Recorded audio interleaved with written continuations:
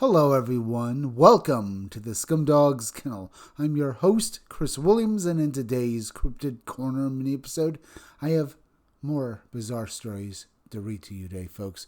We have encounters with reptilian children and bizarre Texas horsemen. Let's get into the first article and read this story titled Southwestern Pennsylvania Reptilian Child Sighting, a boy's strange red light encounter in the 1970s. A witness recalls a disturbing childhood sighting in a small southwestern Pennsylvania town in the mid to late 1970s. While stopped at a red light on a warm summer day, he looked into the car beside him and saw what appeared to be a young child with distinctly reptilian features. Decades later, the brief encounter still troubles him, especially because the woman driving the car appeared completely normal. And that is very strange, folks. Could it be that maybe this reptilian child and presumably its parent were shapeshifters? Maybe it showed himself to the boy, or the mother kept her human form, perhaps. Either way, let's read the case file now. Date, mid to late 1970s. Time, daytime. Location, southwestern Pennsylvania. Setting, center of town. Stopped at a red light. Witnesses, male witness, approximately 10 years old at the time. Reported by TL. Phenomena, possible reptilian-like humanoid juvenile. Environmental conditions, warm summer day. Car windows down. Clear daylight, visibility. Neighboring vehicle also had windows down and an open sunroof. So, it was a completely ordinary day, folks, when this guy, when he was a child, saw something he could not explain. It could be that this reptilian child was just a kid in a mask, folks. Maybe that's why the mother, or I guess adult in the car, was not disturbed. Or maybe there's another, explanation that would explain all of it. Perhaps a dream? Or maybe the kid was wearing face makeup? Who knows? Either way, let's read on and hear the actual story now. I hope all is well with you, Lon. Today I was reading your post about the Houston Ratman sightings and it triggered a childhood memory. It was not a Ratman, but it was a possible reptilian-like humanoid. This happened back in the mid to late 1970s in my hometown in southwestern Pennsylvania. I was about 10 years old at the time. It was a warm summer day and my mother was taking my younger brother and me into town to do some shopping. I was sitting in the front passenger seat. My brother, who was about 2 to 3 years old, was in a car seat in the back. We had the windows down, as did most cars at the time, because air conditioning was still a rather expensive option. So yeah, if you didn't have air conditioning, or if you wanted to basically, save gas, you had the windows down, folks, to basically give you some relief from basically the sun. When I was a kid, folks, they used to basically close schools because sometimes it got too hot. I think they still do that as well. Either way, let's read on now. The red light. We were stopped at a red light in the center of town where another car pulled up in the lane next to us. As I recall, it was an upscale type of car. For that time, something along the lines of a Lincoln or a Mercury. As we waited for the light to change, I looked over at the car beside us. Its windows were down as well, and it also had an open sunroof, which was another expensive option back then because of the open windows and the light coming through the sunroof. I had a clear view inside the car. The child in the back seat. The driver was a woman and she appeared perfectly normal to me. There was a child with her in the back seat. The child was leaned forward over the back of the front seat, nuzzling against the woman, almost like a pet or a small child would. The woman was gently stroking the child's face. The child appeared to be about 3 or 4 years old and was dressed in normal, age-appropriate clothing, but the child's face and head did not look normal. No, I would imagine to TL it wasn't normal. The child appeared reptilian. But let's read on now. What I saw looked like what I now understand people to mean by reptilian. The face and head were shaped differently from those of a normal human child. I remember the skin appearing light green. There also seemed to be a small comb-like structure running along the middle of the scalp from the front or back of the head. Looking back on it now, it reminds me of the drawings and images I've seen of reptilian beings, only this was child-sized. The witness's reaction. I did not look for very long because I was freaked out by what I was seeing. I also did not want to stare because I was afraid of being caught looking. My mother never saw what I saw. She was focused on the traffic light. I almost said something, but then the light changed, the car accelerated ahead of us, and we never got close to it again. Too bad. I would have loved this guy to have given us basically a longer account of what he was seeing. Maybe he could have added a few more details that may be could be important, folks. Either way, let's continue now, trying to explain it. The whole thing really shook me. I spent days afterward trying to rationalize what I had seen. The best explanation I could come up with at the time was was that the child must have been wearing a Halloween mask or costume, but this was in the middle of summer. I never said anything about it to anyone because, honestly, who would have believed me? Honestly, folks, back then, not many. Most people basically were, buying into the fact that basically aliens didn't exist. This is what they believed to be the truth because the government said it, folks. But once again, let's read the rest of this guy's story. Years later, after picking up paranormal research as a hobby and learning about reptilian reports, I now believe it is possible that what I saw that day was a reptilian juvenile and its mother. My thought was that the juvenile may not have fully developed the ability to appear as something else to humans, whereas the mother, could, since she looked perfectly normal to me. I had pretty much forgotten about this until I had read your post today. I still have no other explanation for what I saw back then, TL. Now, TL basically mentioned that basically it nuzzled against its mother almost like a pet. But to me, folks, it sounds like this was basically a child nuzzling with its mother. But then again, we're actually talking about aliens here, so the actual truth might basically be a little harder to explain, isn't it? Well, isn't that right? But let's read on to the next article. Texas horseman encounters strange crawling humanoid terrorizes river borderlands. In September 1904, hunters near Preston in Grayson County, Texas, reported a bizarre humanoid moving on all fours, pawing on the ground, and neighing like a horse. The account became even stranger when additional sightings followed near the Red River, Colbert, and the Varner Place, where witnesses described a crawling man who could allegedly outrun mounted pursuers and vanish under impossible circumstances.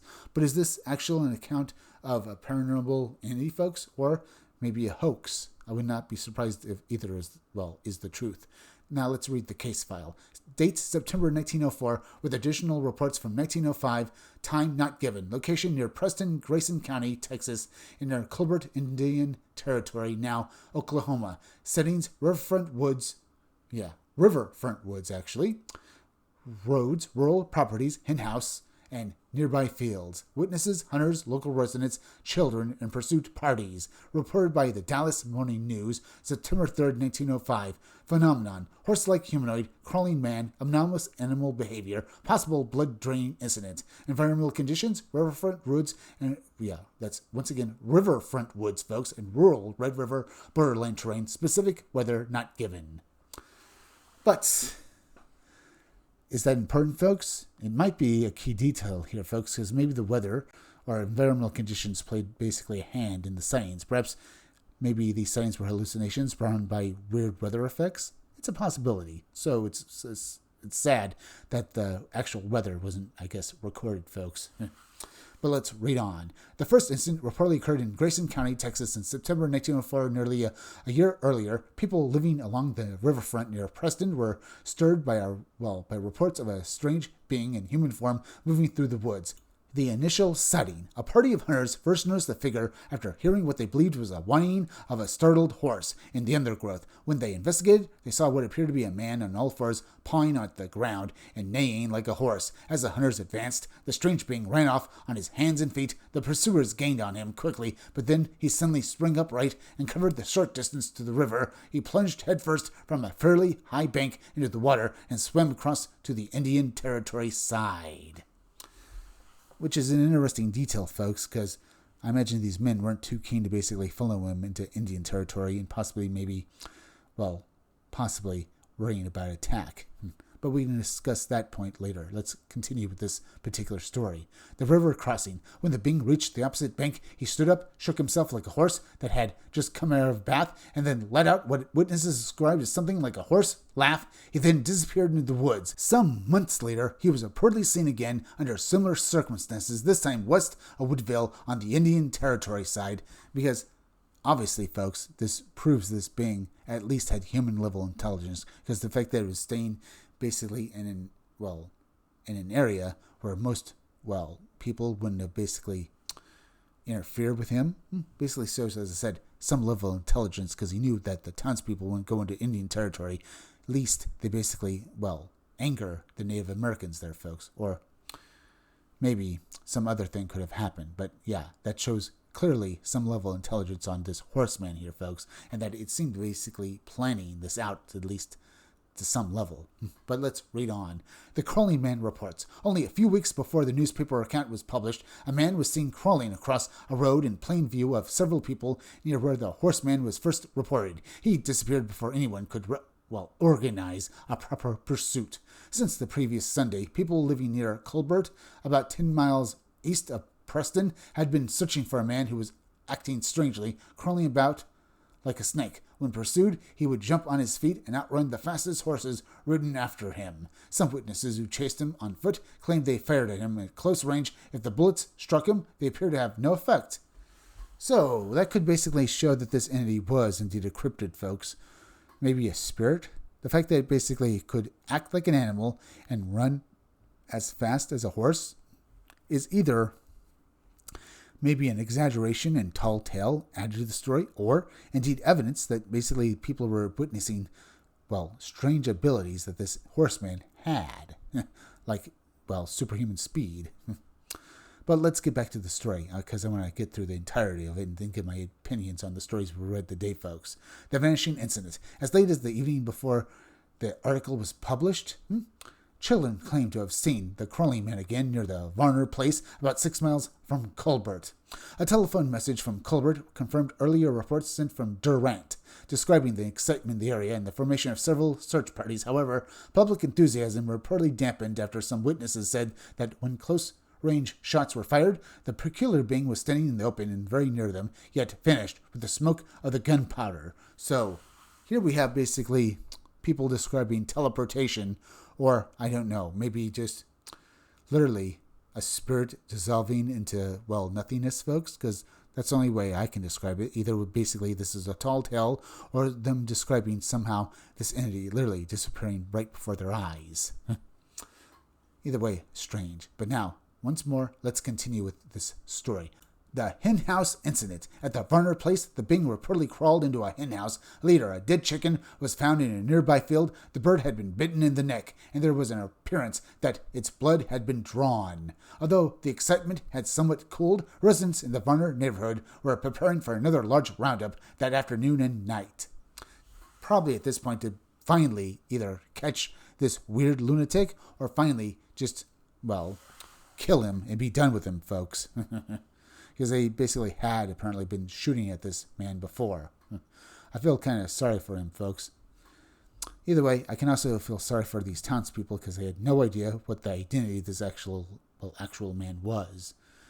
Now, do you think that they basically thought that he could be, some sort of Native American lunatic as well? Or maybe just sort of a random, I guess, man who basically lived with the Native Americans, and I don't know, they had, thought the Native Americans had a hand in it? Perhaps. I'm just not quite sure.